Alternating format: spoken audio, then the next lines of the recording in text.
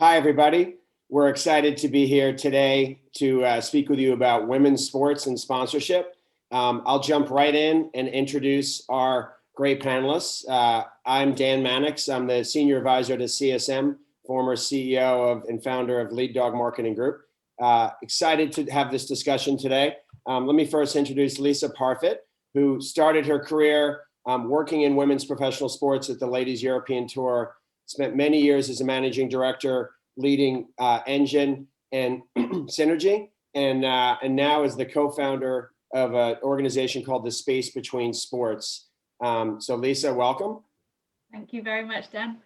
And Lisa, I'd love to just quickly ask you the origins of The Space Between Sports, the name, because it's such a great name, just as we discuss what we're talking about today.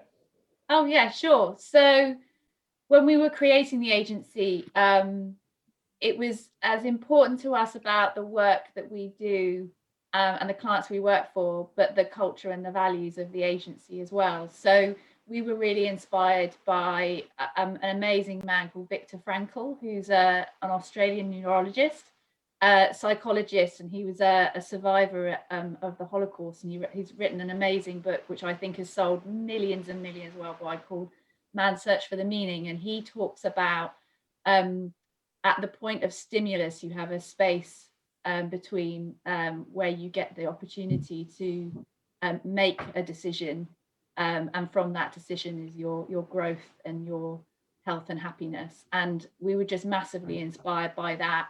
It kind of connects with what we do. We are the space between making briefs and solutions and filling it with creativity, but also for us it was about a mindset and a way of behaving to kind of hold ourselves account to, and it's absolutely kind of core to our culture and values. So thank you for asking me that. I love that, and I'm sure there's many things that our audience will take away from today's session, but I can say that I'm fortunate enough to have read that book from Viktor Frankl, and it's something that everyone should read. It's amazing and inspiring. So thank you.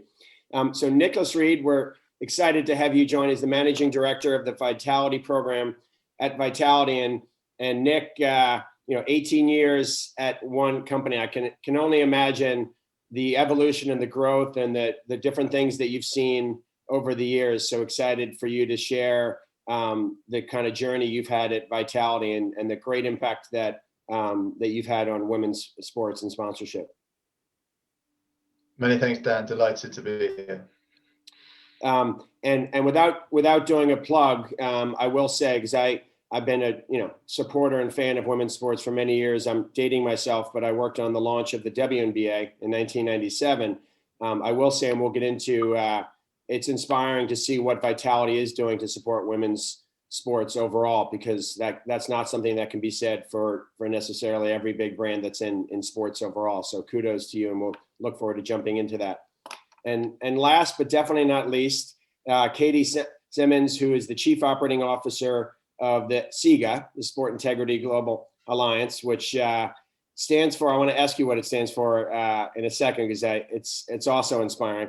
Started at the organization as Director of Sports Governance and Financial Integrity and General Counsel, and comes from a background as a partner at Burlington's from the legal side with sports business. So very well suited to tackle what Sega's objectives are. But I almost stole your thunder, Katie, but if you can share with us what Sega stands for and how that ties into what your mission is and what you're trying to do within the industry. Certainly, Dan, and it's great to have this brilliant panel here today. We're absolutely ecstatic to have Vitality drawn into this conversation. But Sega, actually, the name was given birth in a taxi in Paris. Emmanuel and I were discussing what we should call it, and we knew it was global. We knew we had to have integrity. And I came up with Sega, and actually, fortuitously, in Spanish and Portuguese, and our CEO is Portuguese, it means to go straight ahead. And that's exactly what we're doing with our reforms in relation to the sports business. We're going ahead and we're bringing all sides of the industry together. Super. I love that. Well, let's go straight ahead and jump right in. I'm going to just quickly read off some stats, then jump into the discussion. So culture is changing, values are changing, and the time for women's sports is now, which is exciting. And some of these sports reflect that. 84% of all sports fans are interested in women's sports.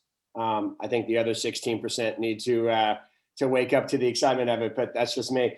47% increase in the number of women's sports sponsorships, which is an exciting trend that I think is only going to increase. And 61% of people say they will spend more money with a brand that aligns with their social values, which that last stat, I think, aligns very well with what Vitality is doing within sports. So, Nick, just starting broadly, with that last aligning with social values, how does that drive, or how much does that lean into how Vitality looks at sports sponsorships overall and women's sports sponsorship? Thanks, Dan. I mean, I think it's fundamental. If you look at what Vitality do, our core purpose is to make our members healthier and enhance and protect their lives. We're a global organization. We operate in most of the continents around the world. And what we operate is a model that's fundamentally different in our category. We're attempting to recreate a category, and we do that through something called a shared value model. And a shared value model essentially is a triangulation of value, which starts most importantly for our members. And so how do we create products and benefits that enable our members to lead a healthy lifestyle and be rewarded for doing so? So they get ultimate value from that. And we, as the insurer, which is the second part of this triangulation triangle, is we will then get better selection, we will get better retention, and fundamentally we'll get high engagement. And if we can get populations healthier, ultimately they're going to claim less. And what we do at Vitality is we reinvest what we call actuarial surplus back into this wellness ecosystem. And then the triangulation of that is society. So where you get reduced absenteeism, better metrics around engagement, reduced reliance on state healthcare. That is the personification of the shared value model. And therefore, our core purpose being to make our members healthier and enhance and protect their lives has a natural synergy with sport. And therefore, we've chosen sport as a platform to grow our brand. Super. Can you, being this is a global conference, and I'm here from Brooklyn, New York. Can you take a step back, and you touched on it there, but who is Vitality? And you've been with the company 18 years. So I'm curious also the origins of the company, but also when that shared value triangle came about, because that sounds like it's a powerful lens of how you look at everything. So I'm curious, has that been since the beginning you've been to the company? Was that in the last 3 years? When did that come about? Yeah, no, absolutely. I mean, I was very fortunate enough to be part of the team that set up Vitality in the UK in 2003, 2004. And we've been on this incredible journey. We're a South African owned company. Our parent is a company called Discovery, who are one of the largest insurers in South Africa, a tremendous heritage. I think they're famed for being a behavioral change expert and thought leadership expert within wellness globally. And when we set up the company in 2003, it was actually a joint venture between Discovery and the Prudential, one of the UK's leading insurers. And we set up Pru Health at the time, which is a health insurance business. And then a couple of years later, we set up Pru Protect, which is a life insurance business. And I think a seminal moment for our business was in 2010 when we bought one of our biggest competitors. So we bought Standard Life Healthcare, and suddenly we became noticed, I think, within the UK. Our model was fundamentally different because we placed the consumer at the heart of what we did. So yes, of course, we do insurance, and we do that as well as anyone else, but our key raison d'etre is to make our members healthier through this core purpose. Then that acquisition was actually made by Discovery, our South African parent. So the 50-50 nature of the JV went 75-25 in Discovery's favor. And then 4 years later, Discovery actually bought out the Pru in a very non-acrimonious way. And that led to a need to rebrand.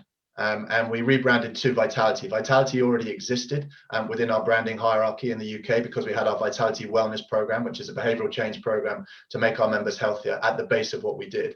And Vitality existed as a brand globally as well. The origins, as I say, were in South Africa, but we also operate in many other markets. In other markets, the model tends to be that we partner up with other best of breed insurers who want to make a difference through wellness, who want to make their members healthier. In the UK and South Africa, we are what we call our primary market. So we don't just do the wellness piece through Vitality, but we do the insurance, we hold capital to be an insurer, we take the risk, etc. So 2014 was a key date for us because that led us to entree into the world of sport and sports sponsorship, because we had a job to do to build a brand in the UK. The Vitality brand in the UK is only 6 or 7 years old, which is amazing. But we've chosen sport as our platform to do that because of the synergy with our core purpose. Interesting. So that's not that long in terms of the dynamics of some of the major brands that are in sport, and clearly you have been proactive in terms of the quantity and quality of sponsorships. So you mentioned sport and the need to brand globally, and any other points on that, or specifically women's sports? Why women's sports? And I referenced at the beginning, but you clearly have invested in women's sports in a way that so many brands aren't. So I'd love to hear your perspective of why choose that investment.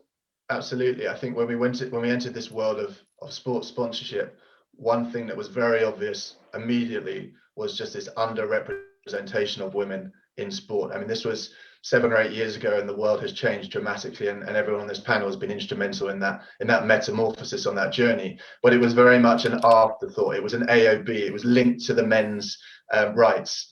It was expensive because it was linked to the men's rights. And I think we felt we wanted to make sure that we had that equality. You know, equality, diversity, and inclusion is fundamental to our values as a business globally. And so we wanted to address that. And a great way to do that was to support sports where we could make a difference. Sports potentially that we could own, but certainly sports that we could make a difference. And women's sport was a fantastic platform for us to be able to do that, to make sure that representation and that equality manifested. And so we chose certain sports where we could do that. And I think our case study at the time, and still is netball. So when you're building a brand in the UK, there are certain sports that you cannot ignore, and football is one of those. So we've made a big investment in Premiership Football, and we have a number of different clubs. But what's fundamentally different, I think, perhaps with Vitality, is that it is as much about the women's clubs as it is about the men's clubs. We then chose other sports like cricket, where we own T20 cricket. Cricket is your baseball, Dan, in the UK. I haven't played cricket, but being part of a global agency now, I've definitely gotten exposed to the passion behind cricket and the global reach. So it genuinely was as much about the women, and the Vitality Blast caters for women as much as men. And similarly, we're one of the founding partners of the 100, which is a new format of cricket in the UK. And I think that was a seminal moment for women's sport because of the pay parity. And actually, the first game that's going to be shown for the 100 this year is a women's match, which is fantastic. Super. And I think what is at the roots and the origins of our strategy is participation. It's ensuring that women, kids, and men and boys participate. So therefore, when we talk to cricket, it's as much about grassroots campaigns, fit for cricket campaigns, getting communities active. And I think netball is a great example of that, where we sat down with netball 7 or 8 years ago to understand what their journey was going to be, and their manifesto, which actually took them to the Commonwealth Games, where they won the gold. And they executed it absolutely perfectly, and we were very proud to be part of that journey. But for us, it wasn't about just slapping our brand on the national team, who are called the Vitality Roses. It was genuinely as much about participation through back to netball campaigns at grassroots level in communities, through sponsoring the Super Leagues, and then of course to the national teams themselves. And we're replicating that now with our recent announcements within hockey as well, where we're going to do exactly the same thing. We're going to support the England and GB women's teams, also back to hockey campaigns, sponsorship of the leagues. So I think where the opportunity lay for us was really to make a difference. And every pound that we spent, we could see there was demonstrable value.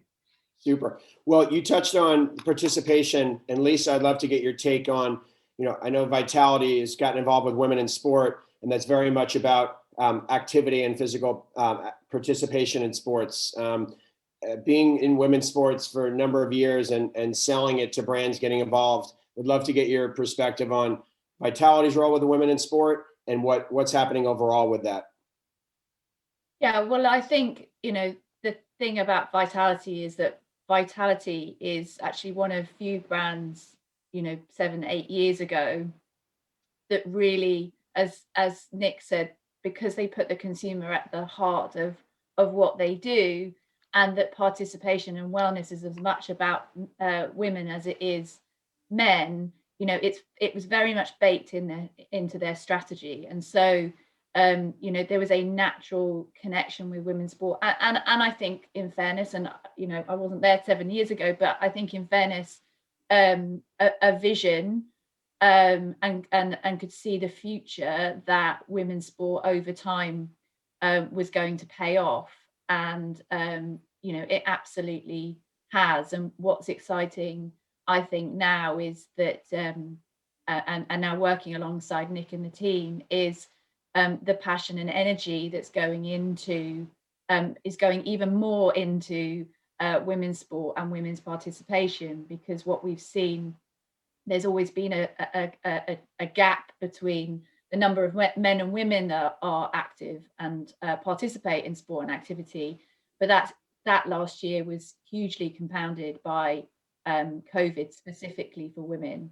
And it was just, it was pretty inspiring to see how that really energized and motivated Vitality to go further and go again, and really think again about what sponsorship and the portfolio could do for them, but also could do to wider society. And I think if you look at kind of historically, even kind of recent history, for a brand, because of their purpose, Vitality is quite standout. When you look at other sponsors and when you look at the market, because the reality is, I think, that brands and broadly sport is only really just starting to wake up to 50% of the population. You know, and that's for a number of reasons, but definitely because there's been a global shift in the advocacy of gender diversity. You know, sport and brands as a result are shifting to redress the balance. Interesting. So Lisa, you mentioned people waking up to that, and the change of the last year has sparked a lot of change. Is there an example that you could point to that is motivating to you, you know, having been involved with women's sports for a number of years? What, something recently that just has given you encouragement? I think the encouragement is that the number of brands that are starting to get involved. And well, two things actually. There is a good example. I think one thing that is encouraging is, you know, you could ask what the opportunity's been in the last year, and for Vitality seen an opportunity to support and help and go further, double down, as it were, on their efforts to support women to participate in sport. But it's been really, really challenging, and, you know, we have to reflect on the fact that much of sport hasn't been played. You know, netball's really only just come back in the UK at the beginning of this year. You know, football is back to a certain extent. Grassroots is, you know, kind of off. So it's been really challenging, and you could look at that and you could look very negative at it, and it could start becoming a kind of self-fulfilling prophecy. The positive thing is that we've had enough time where we've got standout superstars who really now have got a platform. They've got a platform to advocate. They've got a platform to talk about their sport. We've got a media narrative that definitely has shifted now to say, we can't let this become a self-fulfilling prophecy. It's really important that women's sport is, and it's actually to the point of saying, what are you doing, rights holders? What is happening? You know, and calling out where women's sport isn't being represented in the right way. And that is what I think is really positive. I think, again, you know, Vitality is involved with cricket and the ECB. What they've done for women's cricket over the last 6 months, in a time of COVID, they got test matches away. They've increased the number of professional contracts. They're launching the 100, as you've already mentioned, with 50-50 women's and men's teams in a brand new competition launched with a women's game. So what I think you're seeing is, again, probably the issues related to COVID are actually motivating, and I do think that's also because there is a stronger media agenda. We didn't have a few years ago, we didn't have the Telegraph Women's Sport, which is, you know, a whole, you know, national media platform dedicated to women's sport and advocating for it. You know, if we hadn't built those things up over the last 5 or 10 years, then perhaps COVID would have been absolutely catastrophic. But we've still got a long way to go. It's exciting seeing the changes that are happening, and I think it's a good point in terms of the media coverage that's bringing more awareness to it, and hopefully good at calling out the good and also the bad of when there's not support for women's sports. So, Katie, Sega, as you said, is about go straight ahead. And in the last year or year and a half, it's been hard for really any company or sports to go in a straight line versus the many curves along the journey. So many cultural and social and economic changes and challenges have happened within the sports industry and women in sports in the last year. How does Sega look at that? It's still a new organization and quickly established itself as a global organization. But within that, what change do you see accelerating, and what role does Sega hope to play within this conversation? Well, I think we're going through a cultural shift at the moment, obviously not just sport, but around the world. But there's a real drive and a real change and real appetite for that change. And I think that's being propelled by brands like Vitality, brands like MasterCard, where there is a thirst and a desire from the consumers that brands actually have a purpose, that they are authentic, and that values are becoming the new oil. We can't continue the way we were before. And I think Sega is harnessing that. We're a non-for-profit association. We are membership-based organizations, and brands and global businesses are one of our key members.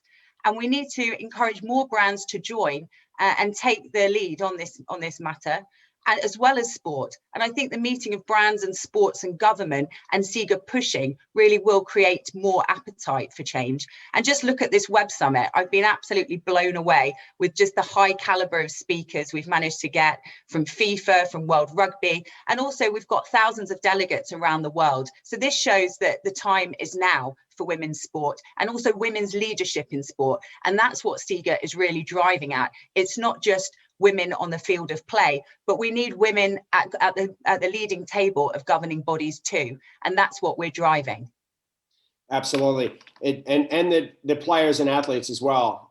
It was inspiring seeing how Osaka used her platform at the US Open and at the majors to call out social issues, and then, get that platform through the media. So we talked about owning sports.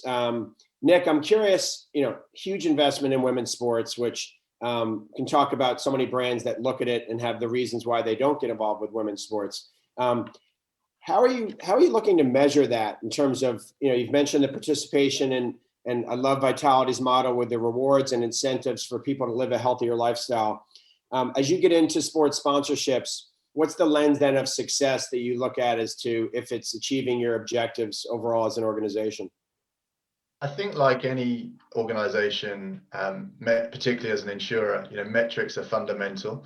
But I think for our sponsorship strategy, in many ways, it's the sum of all the parts, and a lot of gut feel. So yes, metrics are important to us. And I think you mentioned ownership.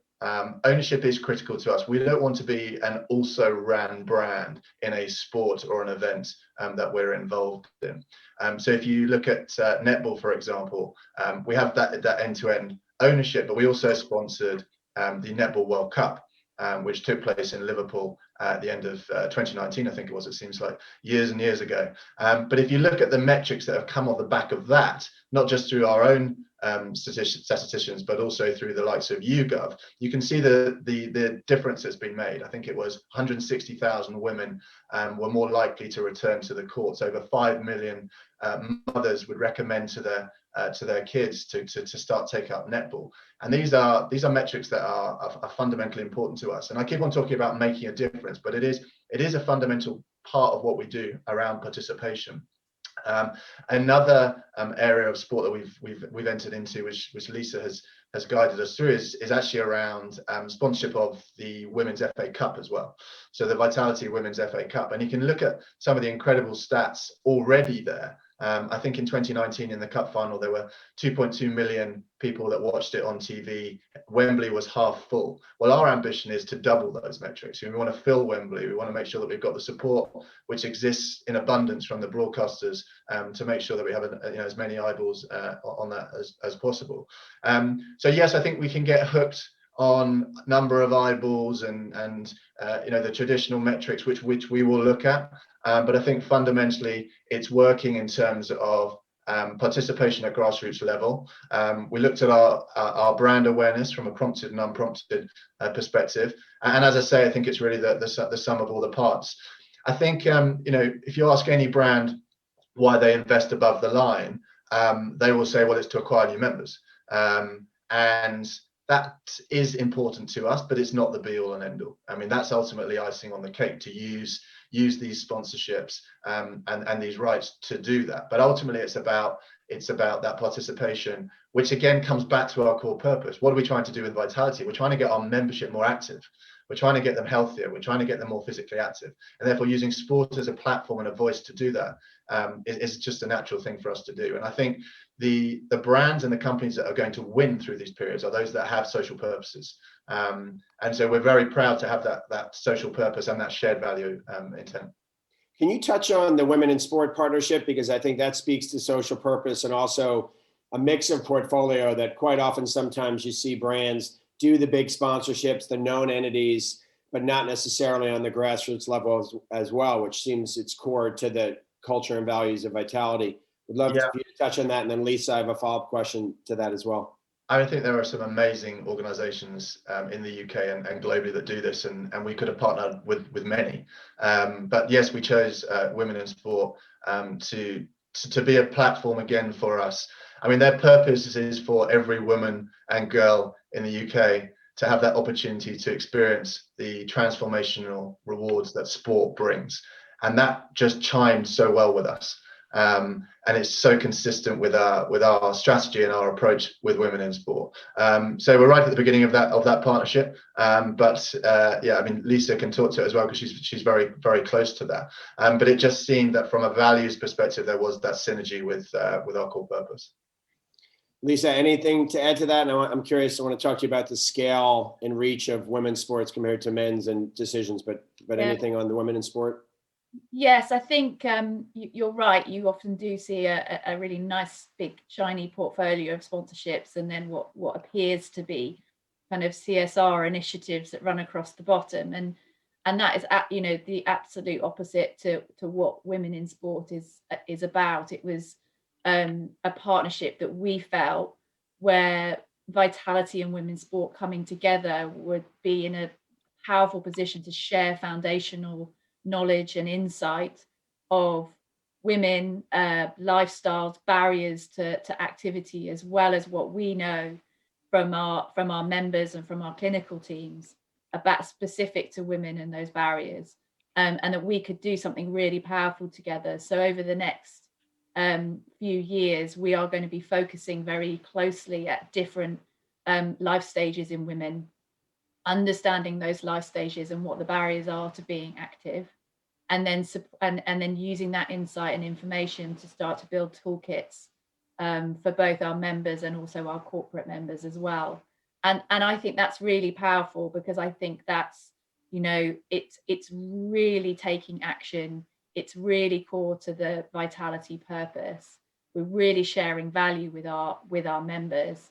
And it really goes to some depth and starts to look at personalization. So you start, when you talked about kind of the value of sponsorship, you're really getting to kind of some really in-depth insight and impact. Super. So Nick touched on their methodology of looking at sponsorships and owning and getting involved, and clearly in some major positions or relationships. What have you seen? What would you say to other brands with the chicken and egg aspect of, so often with women's sports, brands will say, oh, come back to me when you have higher ratings or attendance is higher. So, and what's that hurdle? How do you get over that hurdle with women's sports? Or what advice would you give to the audience of how do you make the case for people to invest before necessarily the audience is at the same scale of some of the other traditional sports sponsorships that they may support?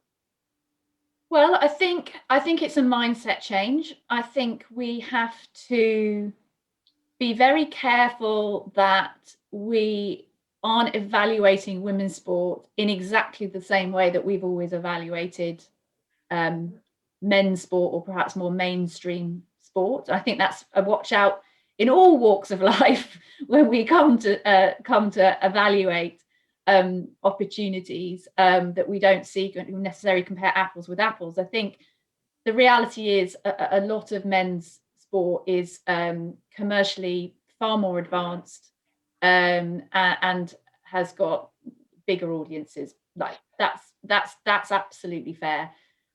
The thing that I think is most interesting to look at when positioning women's sport is not necessarily the scale of the audience. There's actually very few sponsorships that you put your name to that you're going to be on the back pages every single day. But yes, the realization with football and rugby, you've got global TV audiences. But I think it's about looking at who the audience is and the value of that audience to a brand.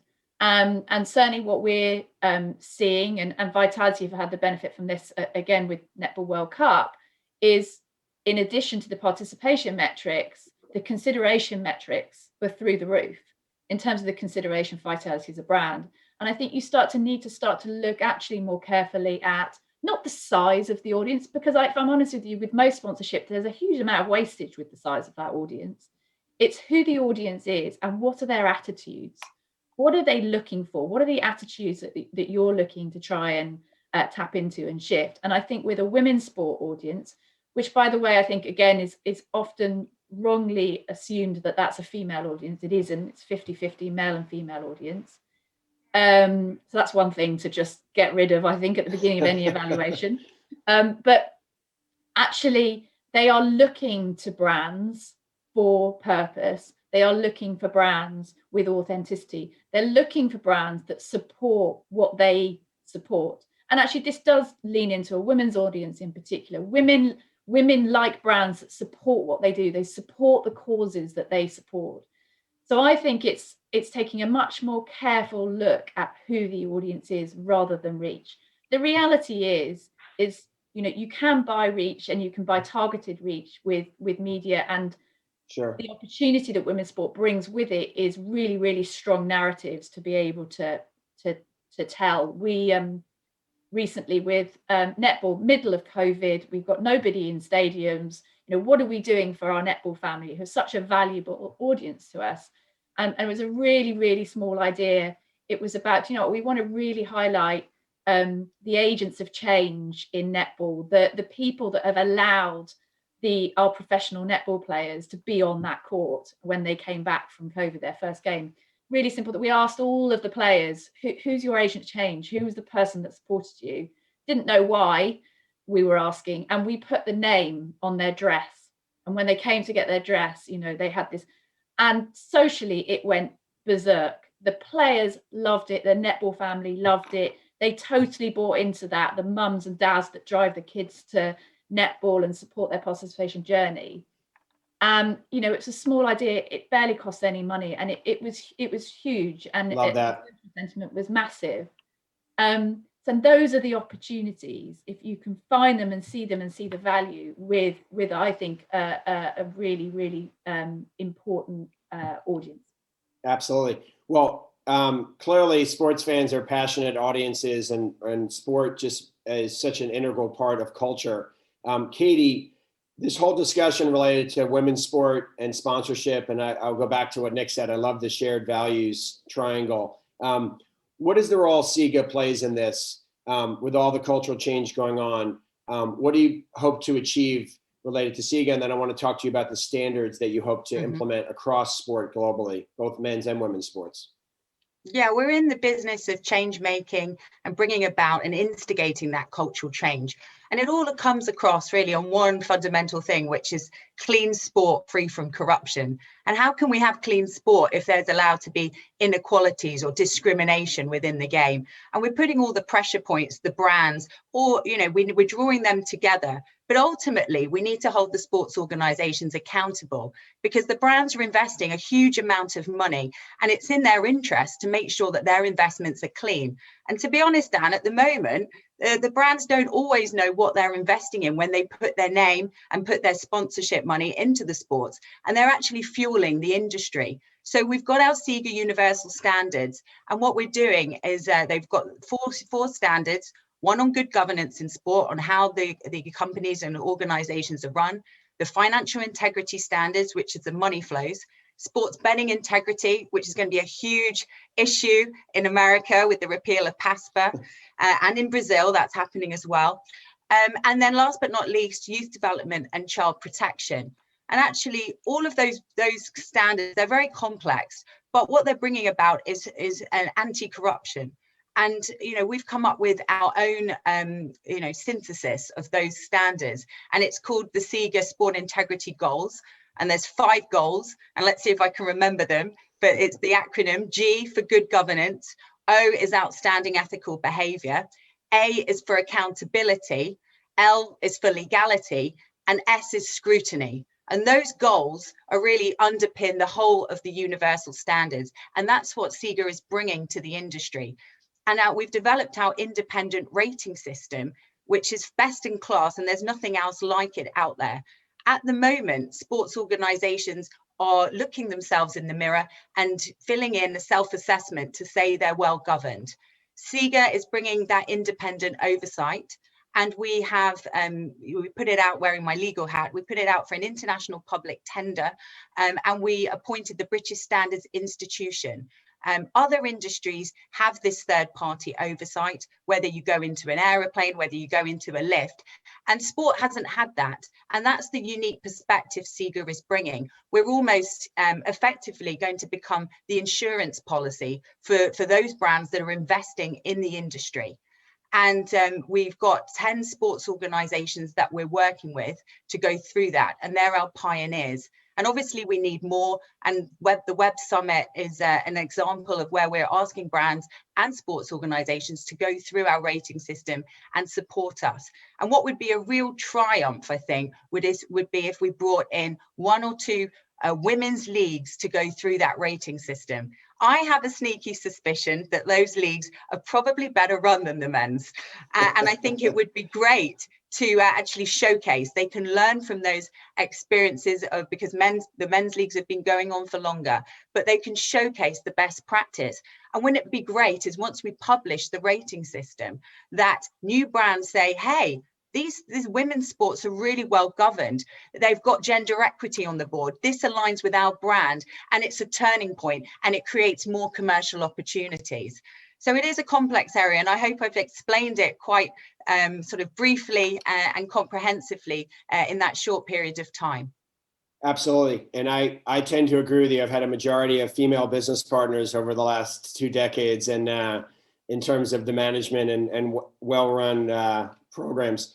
You touched on something that I'd love, Nick, to get your perspective. There's been so much change the last year and a half. So many companies and individuals have looked within and looked at their policies. Has there been any new metrics or lens of which you've looked at existing sponsorships, or that new elements that you have as part of your criteria now, as you look at new opportunities to get involved, that maybe be different than you looked at things 3 years ago? Yeah, absolutely. I think Lisa used the phrase doubling down. I mean, what we've done is we've looked at our entire sponsorship portfolio through this period. And we've also looked at the momentum going into the pre-COVID period. And a fundamental concern for us and anyone who has passionate about women in sport is that momentum would be lost. Would we still receive the support that we had hitherto from other sponsors, from broadcasters, from the media? And what we've seen too around activity, and this is a phrase that's been coined a lot, is this gender play gap.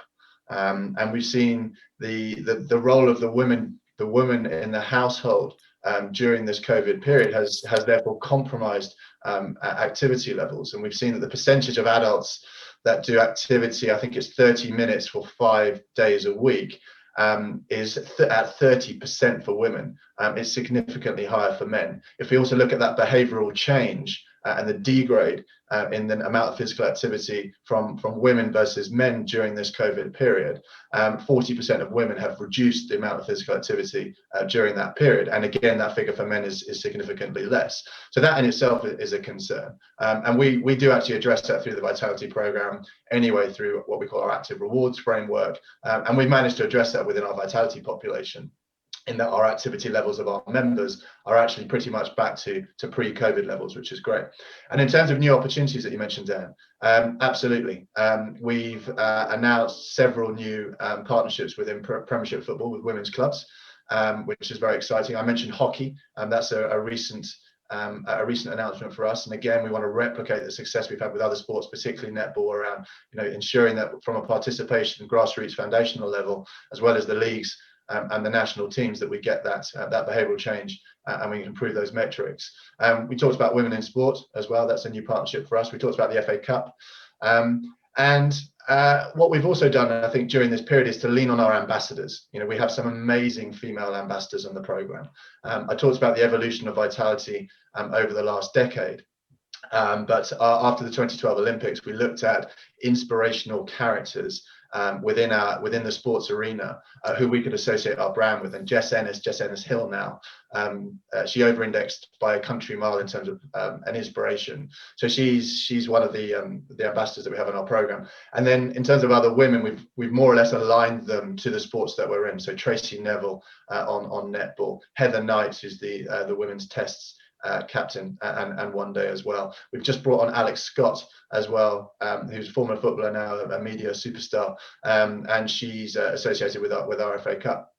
So we've had to pivot and repivot, I think, but to ensure that we do not lose the momentum that we carried into the COVID period on women in sport, we've had to double down, and therefore it's been tremendously exciting for us actually to announce these new partnerships. And as everyone's alluded to on this call, we can't wait for the world to open up again. I mean, Park Run is a great example. We were one of the founding partners of Park Run. If you don't know Park Run, it's the largest mass participation activity in the world now. It's operating in about 900 parks in the UK. It's a 5K, turn up on Saturday mornings with your kids on your own, run that 5K in 15 minutes or 55 minutes. We don't care. And again, it's just a great example of how we're going to get those participation levels up at a grassroots level. Yeah, I love what you're doing with that, and also the Virtual Running World Cup. And as you mentioned, ambassadors, clearly the everyday athlete aspect of ambassadors that you have in your portfolio as well, I think ties nicely to what you're talking about.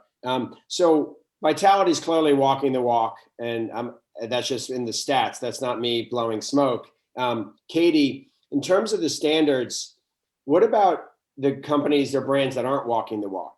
Like we're seeing now a lot of news and attention when people are looking at the lack of diversity on boards related to companies, and there's this rush for people to hiring diversity and inclusion internally and make change within their organizations, which is a positive thing.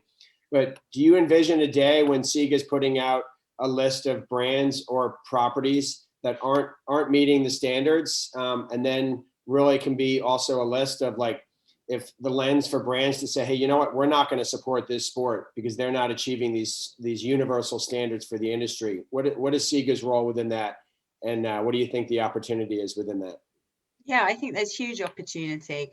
I think, our role is for the sports organizations to get their governance, and that's what we're going to rate, and that's what we're going to publish to hold them accountable. And the brands, we need you. This is we've got this thought leadership event. We've got MasterCard, we've got Qatar Airways. We've managed to bring Vitality here to showcase their best practice on how they're investing in sport. The next panel, we've got Barclays, who've also are sponsoring women's sport. So we need to show best practice. I don't think that's going to work on the brand side by highlighting those that don't, but we do need the brands that are to be our champions and to come along with us and put their pressure. They've got huge amount of pressure, even more pressure than what Sega can do, because they've got the money bag, and that's where we're going to be able to affect change with their influence. So I think that's exciting in terms of some of the exposure and awareness that's coming with this different subject and holding people accountable, so to speak. Lisa, we talked about ambassadors for Vitality and the authenticity and the lens that Nick has made choices on that. How about women's athletes overall? The voices, I mentioned Osaka. There's been some women's investment in sports that's unprecedented or new, that's bringing attention, whether it's celebrities like Natalie Portman, who's invested in Angel City, the NWSL team in Los Angeles. What other examples do you feel like show continued change and opportunity to have athletes have a direct impact on women's sport? Well, I think what's most interesting and what we're seeing with the range of names that you've just talked about is that women have got a voice now. women are using their voices. You can say what you like about social media, the good, the bad, and the ugly, but the opportunity that social media has given to women who are fans of sport, who are sports stars, to give them a platform has been pretty game changing. I challenge how social media is used kind of going forward, but that's what's really exciting. And with increased broadcast, global broadcast of women's sport, again, further reaffirming the platform. Every single day we see change, and we see women using those voices. Only yesterday, Alex Morgan launched Together, which is a new women's sport and lifestyle media platform, together with a number of different Olympians. Again, as a specific platform that tells you that there is the opportunity for more news and more content for women's sport and about women's sport. And I think that's really, really exciting, because we need to hear a diversity of voices, and we need to see a diversity of content. And we need more platforms that support women's sport and continue to grow it, so we don't have a conversation about how you measure and how you evaluate. It is exciting to see programs like Alex Morgan's Together, because there has been a number of, and we haven't even really touched on the whole content side of explosion of athletes creating their own brands and ventures.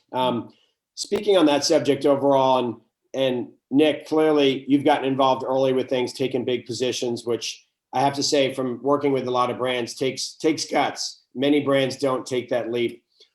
As you look at the landscape, and I don't want to have 200 people coming to you with proposals, but I'm curious, what's next? Is there an area that you're looking at that you feel like is trending, or that you feel like is going to continue to grow over the next, say, 12 to 24 months that you're studying? Well, I think we've got a lot on our plate already from a sports perspective. We've just announced 3 or 4, as I mentioned, and to do those opportunities justice, we need to give it our all. So I think our bandwidth at the moment for new sports opportunities is limited, but we are always looking, and we work with Lisa and the team to do just that in terms of sports that we believe where we can make a difference. I think it's really now just how can we pivot with those sports to use them as a platform for the voice, to portray our values, to use channels differently. Lisa touched on social media as well. I think it's just a reevaluation of the execution of our sponsorship strategy within those partners. That said, we already get 200 people contact, and we love it. We absolutely love it. We want to make as big a difference as we possibly can, and we started to do that and to help pioneer across this journey. And despite the challenges that we've talked about of the last 12 months, we're excited. We're hugely excited. This doubling down is a very poignant strategy for us. And when the world opens up again, I think the momentum will come back quite quickly, but it needs the support of not just brands like ourselves and the ones that Katie mentioned as well, but it needs the role of the sponsors, media, broadcasters. But the signs are that momentum is not going to wane, but it needs concentration.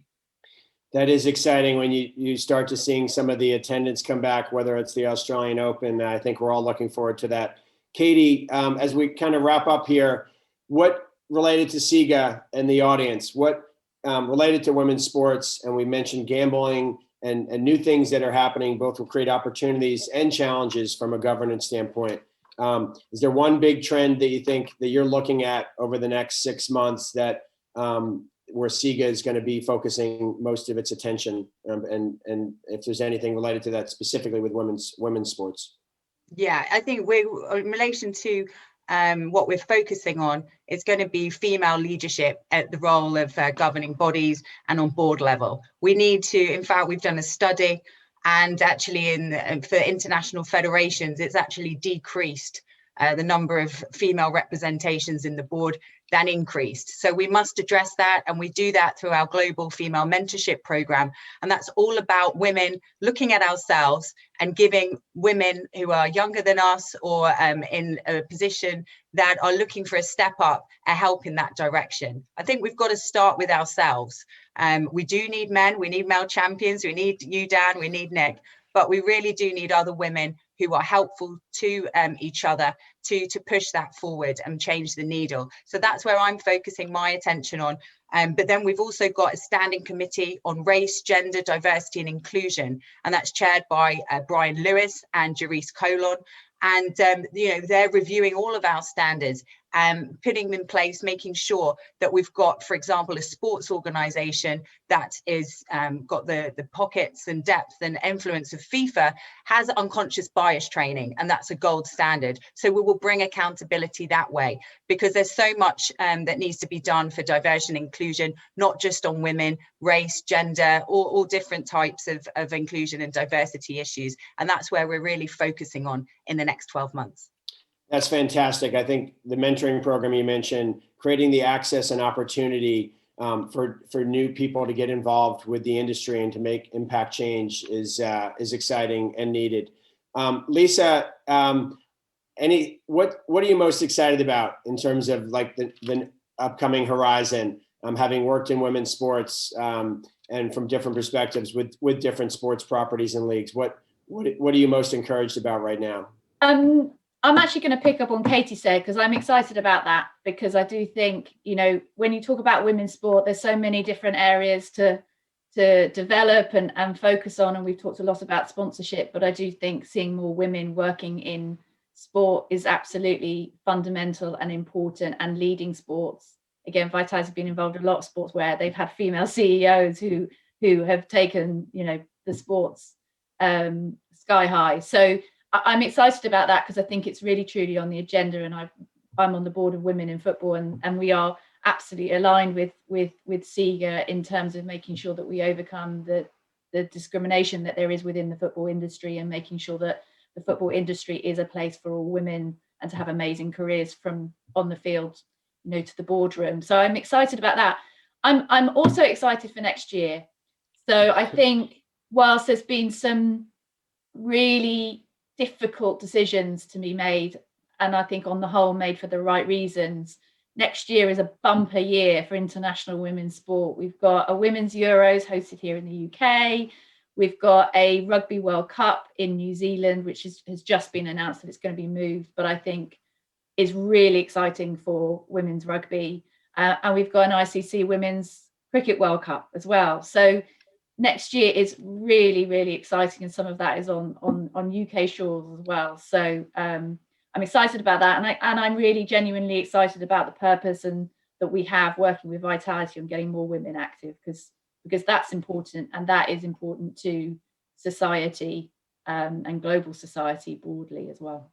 Absolutely, the numbers Nick mentioned, the opportunity to impact that through sponsorship is huge. Nick, any closing, if you had to give advice to folks looking at women's sports and whether from a brand side or the properties looking to create those types of shared value partnerships, what one piece of advice would you give our audience as we wrap it up here? Gosh, I think if there's one piece of advice, I think it would be to be courageous. We took a bit of a leap of faith, I think, with this. Which is unusual for a traditional insurer, which we're not. And I think, there was an element of luck and timing, I think, for us. And I would also say, this is around authenticity and core purpose and social purpose. This isn't about just jumping on the bandwagon. Nobody wants that. You need to be an integral part of the sport or rights that you're involved in to truly make a difference. It's not just about writing a check. It's around understanding the manifesto of that particular sport or activity and making sure that you're on the journey with them. And we've been lucky enough to do that 2 or 3 times now. And I think looking forward to this year and picking up on what Lisa said, we're tremendously excited to start more journeys. Well, that is a nice way to end, because as you say, it's always the journey's more exciting than the destination sometimes, and the process along the way. And if everybody tries to be more courageous in what we each do, I think we can all have a positive impact on women's sports. So Lisa, Katie, Nick, thank you so much for participating in the discussion. Really enjoyed today's discussion, and it makes me encouraged about the future of everything that's happening and the change that's happening within global sports and with women's sports in particular. So thank you so much. Thanks, Dan. Thank you, Dan.